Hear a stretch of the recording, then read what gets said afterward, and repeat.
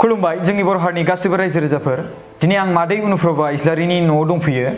मादै अनुप्रभा इस्लारिहा गोबां गेदेर खहा जाना थांबाय गोबां गेदेर जाथाय जाना थांबाय 4 लाख रां 4 लाख रां सासे दुथां डाकु सासे सिखावा मादै माने अनुप्रभा इस्लारिनि एटिएमनि एकाउन्टनिफ्राय बर'ना लाना थांबाय जाथायखौ मादैया खोन्थागोन आंबो एसे खोन्थानानै होनि गोबाव सम जाबाय निउसावबो होबाय बाट बेखौ हमनो हायासै बाट बिथाङा दायो भिडिअ बानायनानै बे मानसिखौ हमनो नाजादों नैबे स्क्रिनाव होनाय दायो गोबां डिटेल्स दं बेयावहाय नैफोरो फट'फोर आं बेखौ सिगांग्रो खोन्थाग्रोनोसै दे एसे जुम खालामनानै होदो नैबे बेयाव जुम खालामनानै होदो बेखौ बे फट' बेफोरनि जाय सीसीटीवी केमेरा एटिएमनि बेखौ हमनो हाबाय एफआईआर होदों मानसिखौ एफआईआर होनानै दिनै बेफोरबायदि माने प्रुफखौ मोननो हादों माने फट'फोरखौ मोननो हादों मोनसे फट' गोबां रोखायै नुनाय दङ जायखौ आं नोंथांमोननो स्क्रिनावबो देखायखागोन नैबेयाव गोबां बेयाव जुम खालामना देखायथार मोजाङै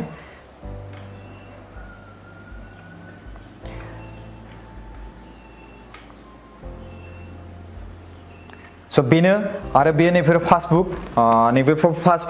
ओमफ्राय बिनि गेजेराव नैबे एटिएम कार्ड नकलि एटिएम कार्ड रायजो राजाफोर गोसोआव नोजोर हो नकलि एटिएम कार्ड बेयो एखे बायदि महर नुयो स्टेट बेंकनि नामा खिन्थु गैया बेयाव डिमापुर बाजार लिरनाय दङ एखे बायदि बेयो मादैया बावबाय बे एटिएम कार्डखौ नायनो बे सोलायनाय माने एटिएम कार्डखौ गावनि रियेल एटिएम कार्डखौ बे सिखावा लाबाय मादैनि रियेल एटिएम कार्डखौ ओमफ्राय बिनि गेजेराव बे डुप्लिकेट एटिएम कार्डखौ बे मादैनो होनानै होबाय दायो आङो बेखौनो बुंनो सानो नोंथांमोना एसे हुसियार जाबानो जाबाय आं मादैनिफ्राय मोनथिनो लुबैदों माबोरै जाथाय जानाय आङो बहाय 6000 थाखा बख'नानै थांदोंमोन आरो थांनायाव बियो आंजों एखे लोगो हाबहैनानै बेनिफ्राय आङो बख'नो होननानै जेला आङो सिक्रेट नाम्बारखौ बुयो बुनायाव बियो नायबाय थाबाय नालाय आंथ' बेखौ नायदोंना मिन्थिया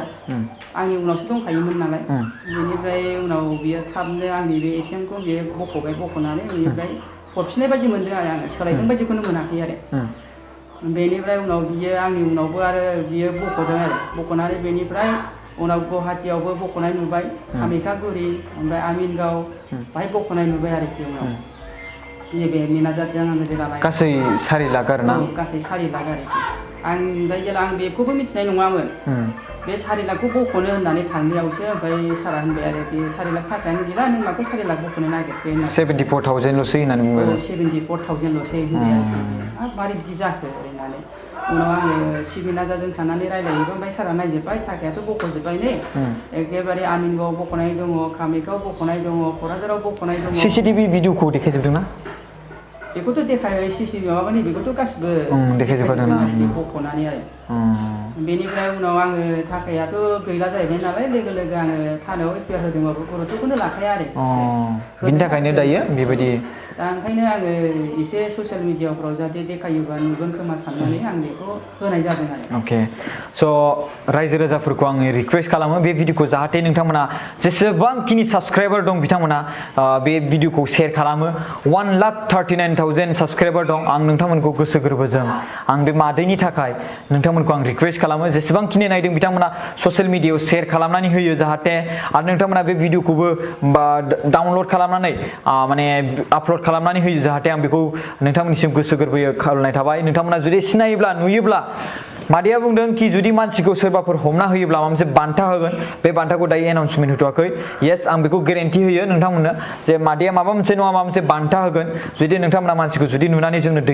माने खबर हरनो हायोब्ला हमहैनायाव मदद खालामोब्ला स' दायो आं बेखौनो रिक्वेस्ट खालामो डिमापुर हालामाव जेसेबांखिनि रायजो राजाफोर दं बर' हारिनि आरो जेसेबांखिनि बर' रायजो राजाफोर दङ आसामावनो जा बिटिएडिआवनो जा जेसेबांखिनि एरियायाव बर'फोर दं बिथांमोना जुदि बे चेनेलखौ नायोब्ला बे भिडिअखौ नायदोंब्ला आं गोसो गोरबोनिफ्राय फेसबुकाव जुदि नायदोंब्ला आं गोसो गोरबोनिफ्राय नोंथांमोननिफ्राय मदद बेखौनो लुबैगोन नोंथांमोना जाहाथे बेखौ नुयोब्ला जोंनो खोन्थाहर जोंनि नाम्बारा जाबाय 7740039057 बेनि मानसिनि सावगारिखौ जों स्क्रिनावनो होनानै होखाबाय आरो लोगोसे देखायखाबायबो प्रेक्टिकेलि मादैया नोंनि नाम्बारखौ एसे होना होबा मोजां जागोन माने जाहाथे नुयोब्ला बिथांमोना खोन्थाहरो आंनि मबाइल नाम्बारा जाहैबाय 9435511837 आच्छा आरो खेबसेबो बुंनो हाबावगोन ना आंनि मबाइल नाम्बारा जाहैबाय 9435518887 अके थेंक यू मादै मादैया गावनि नाम्बारखौ होना होबाय आरो जोंनि नाम्बारखौ आं खेबसे बुंबावनोसै 7740039057 नोंथांमोना बेयाव कल खालामनानै जोंनो खोन्थाहरनो हागोन गोबां लाजिनांथाव सासे हौवा मानसिया सासे आइजोनि रां खामायनायखौ खामायनानै दोननाय माबा मोनसे मिजिं थिनानै दोननाय रांखौ बर'नानै जानाय लाजिनांथाव माने हौवा माहारिनि माखासे खामानि हौवा माहारिखौ लाजि फोनांनायसो जादों बेबायदि मानसिया स' बिनिखायनो आङो रायजो राजाफोरखौ रिक्वेस्ट खालामो नोंथांमोना जाहाथे बे भिडिअखौ शेयार खालामनानै बे मानसिखौ बे दुथां दाखु सिखावखौ हमनायाव मदद खालामो बेबो खम नङा 1000 माने 1000 2000 3000 बेफोरबायदि नङा 4 लाख रां 4 लाख रां बे मादैया बिसिबां खस्थ'जों बे रांखौ खामायदोंमोन स' बिनिखायनो आं नोंथांमोनखौ खुलुमनायजों लोगोसे नोंथांमोननियाव गोसो गोरबो मादैनि थाखाय आङो नोंथांमोननि सायाव आर'ज गाबज्रियो जे नोंथांमोना बेखौ नुयोब्ला प्लिज खोन्थाहरबानो जाबाय आं गासिबो रायजो राजाफोरखौ आङो आर'ज गाबज्रियो खुलुमनाय थाबाय रायजो राजाफोर